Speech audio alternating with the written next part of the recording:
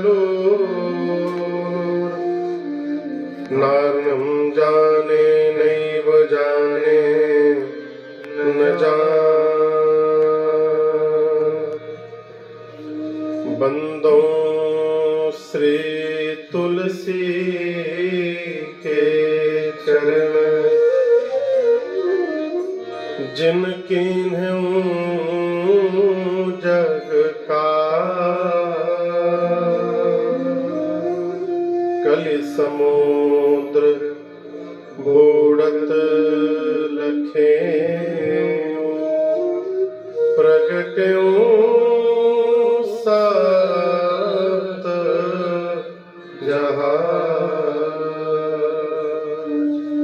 सिया राममय सब जग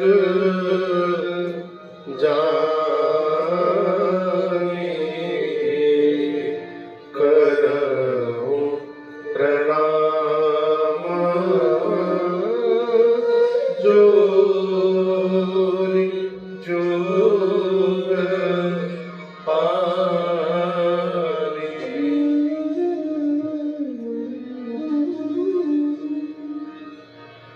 सियावर रामचंद्र भगवान की जय।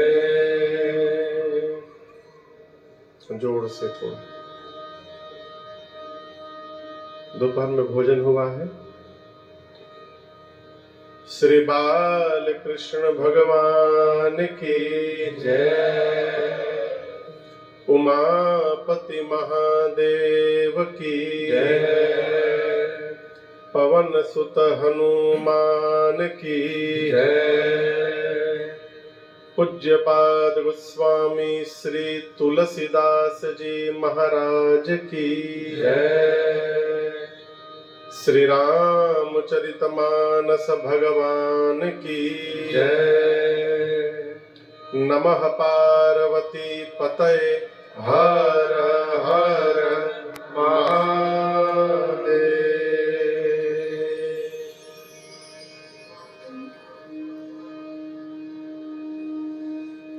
जय जय।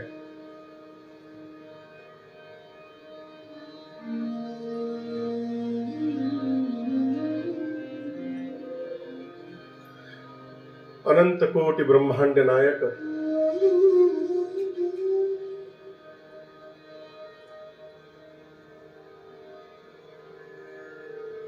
परात्पर ब्रह्म परम पिता परमेश्वर भगवान श्री सीताराम जी के चरणों में बारंबार वंदन। देवादिदेव भगवान महादेव मां अन्नपूर्णा एवं श्री हनुमान जी महाराज के चरणों में साष्टांग दंडवत। प्रातः स्मरणीय परम पूज्यपाद भक्त शिरोमणि गोस्वामी श्री तुलसीदास जी महाराज के चरणों में बारंबार वंदन।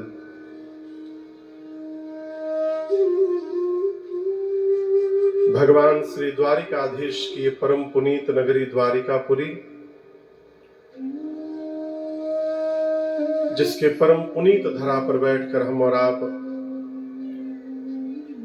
सुल्तानिया परिवार के द्वारा आयोजित इस 9 दिवसीय श्री राम कथा महोत्सव के आज चतुर्थ सत्र में, चौथे सत्र में यहाँ पर सभी लोग उपस्थित भए हैं। कथा के आयोजक परम आदरणीय बाबूजी स्वर्गीय श्रीमान भंवरलाल सुल्तानिया जी एवं श्रीमान मोतीलाल सुल्तानिया जी, मुख्य यजमान मैया श्रीमती मीना देवी जी एवं श्रीमान कपिल सुल्तानिया जी। आज चतुर्थ सत्र में दैनिक यजमान के रूप में श्रीमान विकास सुल्तानिया जी, श्रीमती रितु सुल्तानिया जी, श्रीमान जतिन सुल्तानिया जी एवं श्रीमती कृतिका सुल्तानिया जी, श्रीमान पूरण सिंह जी सपरिवार एवं श्रीमान दयाल सिंह जी राठौड़, सबने मिलकर ठाकुर जी का वंदन पूजन अभिनंदन किया। यहाँ पर आसपास सुदूर से आए आप समस्त इस तीर्थ क्षेत्र में कथा के सुधी श्रोता बंधु माताएं बहनें, पूज्य संत चरण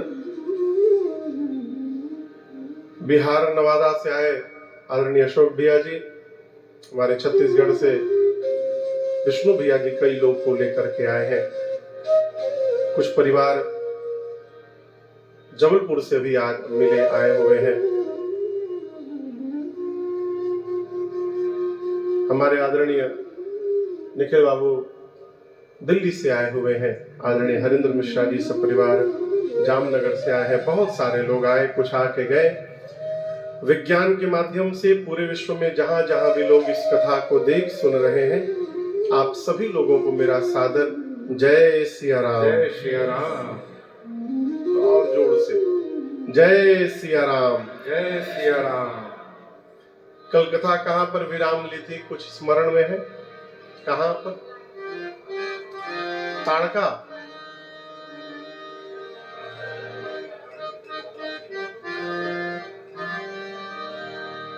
बक्सर में कहा? ताड़का को मारकर भगवान ने बक्सर गए, वहां यज्ञ की रक्षा की। यज्ञ रक्षा में राम जी ने मारीच को 100 योजन दूर भेजा है, समुद्र के तट पर। सुबाहु को अग्नि बाण से जलाकर भस्म किया है। लक्ष्मण भैया ने समस्त निशाचरी सेना को एक ही बाण में समाप्त किया है। और यज्ञ रक्षा करने के बाद कुछ दिन भगवान वहीं बने रहे। कहां बने रहे? बक्सर में। आप कथा पढ़िएगा, राम जी ने श्री विश्वामित्र जी से ये नहीं कहा कि जिस निमित्त आप मुझे मांग करके लाए थे यज्ञ रक्षा करने के लिए, आपका कार्य पूर्ण हो गया, अब मुझे मेरे घर वापस भेज दीजिए। नहीं कहा। क्यों नहीं कहा? जीवन में जब कोई हमारे विषय में निर्णय लेने वाला हो तो स्वयं को निर्णय लेने से बचाना चाहिए। जब एक ही व्यक्ति के विषय में कई लोग निर्णय लेने लगते हैं ना, तो व्यक्ति जोकर बन जाता है। हाँ, न इधर का रहता है न उधर का रहता है। राम जी मौन है कि विश्वामित्र जी को जो उचित लगेगा वो करेंगे। लेकिन मैं आपको एक भीतर की बात बताऊं, ये यज्ञ की रक्षा करना एक बहाना है बस। सरकार 3 मुनियों की ये पूरी प्लानिंग थी। कितने मुनियों की? 3। कौन कौन? एक तो विश्वामित्र जी, एक अयोध्या के गुरुदेव भगवान वशिष्ठ जी, और एक मिथिला के पुरोहित है जनक जी के सतानंद जी। इन 3 मुनियों ने प्लानिंग की कि ऐसा क्या किया जाए कि राम जी एक ही बार में पूरे विश्व के विजेता बन जाए। तो श्री सतानंद जी ने कहा कि मैं जनक जी को प्रेरित करके मिथिला में धनुष यज्ञ की रचना करवाऊंगा।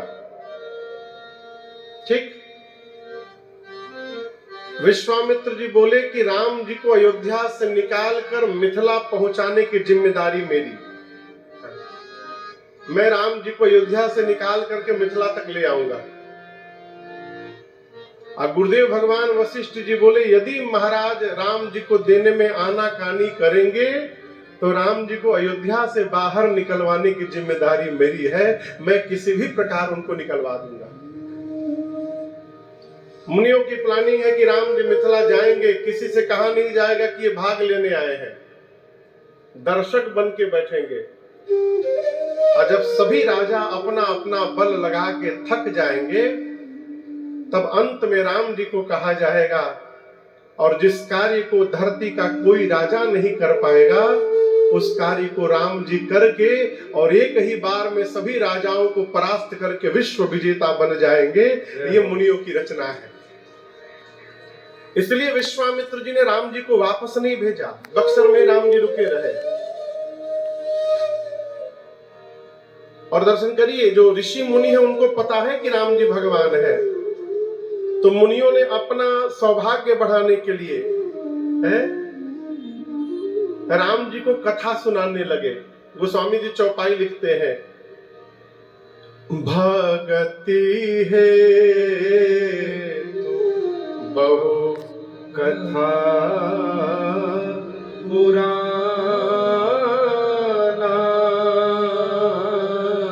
कहे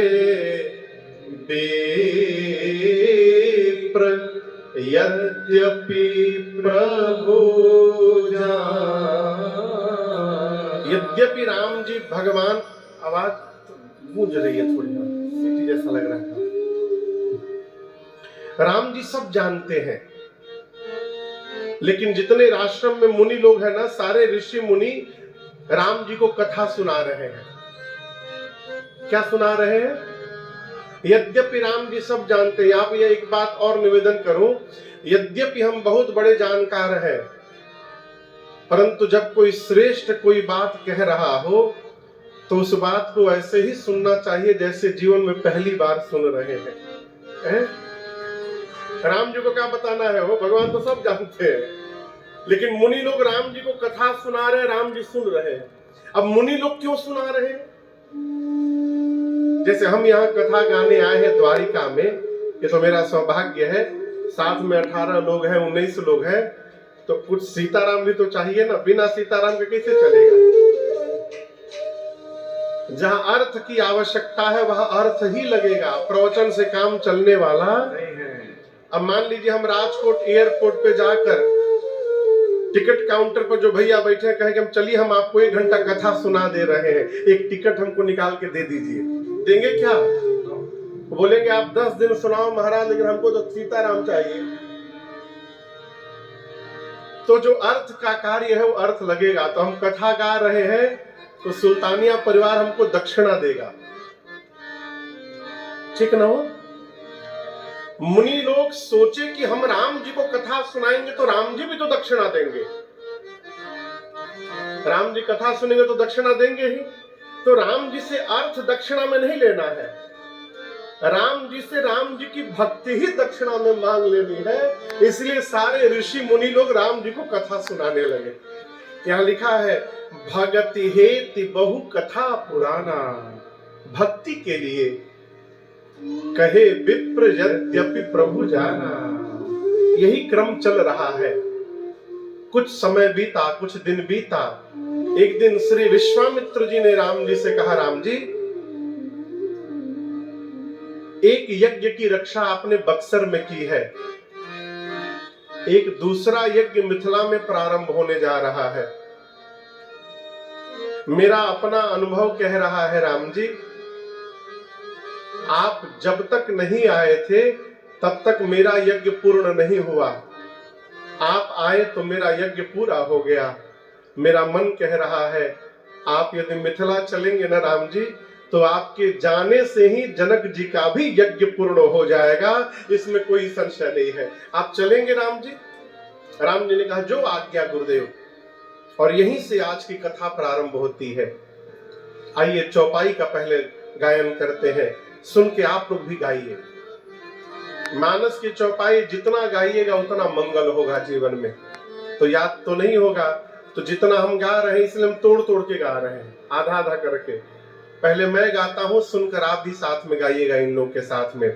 धनुष यज्ञ सुनी रघुकुल नाथा, धनुष यज्ञ सुनी रघुकुल नाथा,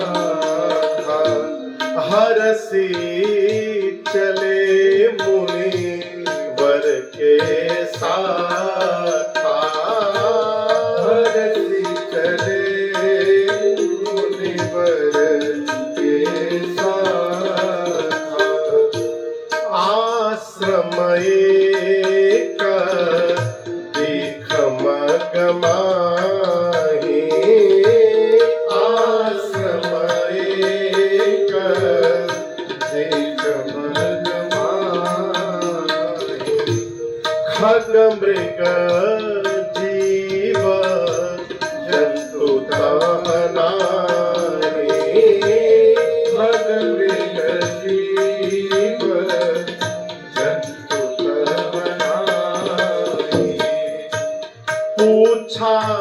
मुनि शिला प्रभु देखे पूछा मुनि शिला प्रभु देखी सकल कथा मुनि कहा विशेष